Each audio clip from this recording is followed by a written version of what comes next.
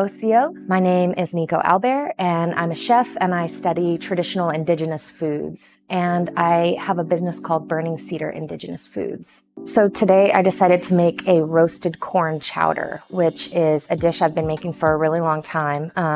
It kind of came about because I wanted to find a way to make that really hearty, creamy chowder recipe that I love eating when it gets cold, but I wanted to find a way to make that without all the cream and butter and flour that goes along with it.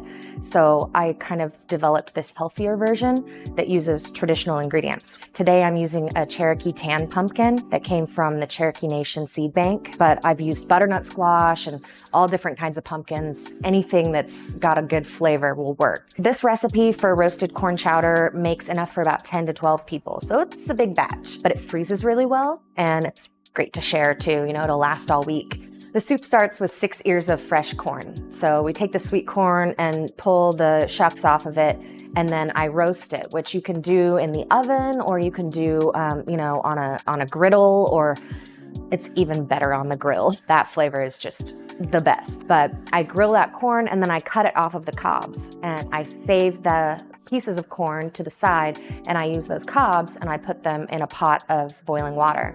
And I basically make a broth out of that. And it's kind of like using the corn cobs as your bones to make your stock. And so you boil that for maybe 30 to 45 minutes. Really, you just want to smell the aroma of that fresh roasted corn in the broth, and it'll kind of take on a really pretty pale yellow color.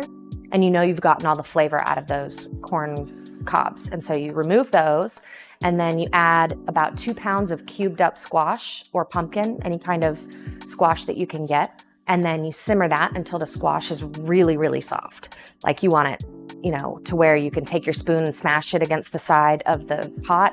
That's how you know it's soft enough. And then you can either puree that with, I have a fun tool that's an immersion blender. If you don't have one of those, you could just transfer it to a blender or a food processor. In fact, you could even just leave it chunky if you wanted kind of a brothier soup. But I use the immersion blender and puree it until it's nice and smooth.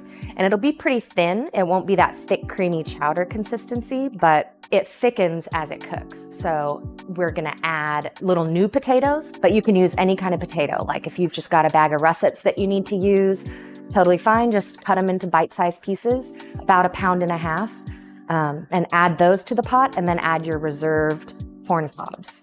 And then I also saute 2 smallish onions. We're looking for about 2 cups of onion, diced up with some garlic. I'll saute that up until it's golden brown and add that to the pot for flavoring. And then I just simmer the whole thing, and the potatoes will thicken the soup up a little bit, and it'll reduce and kind of get that creamy chowder consistency.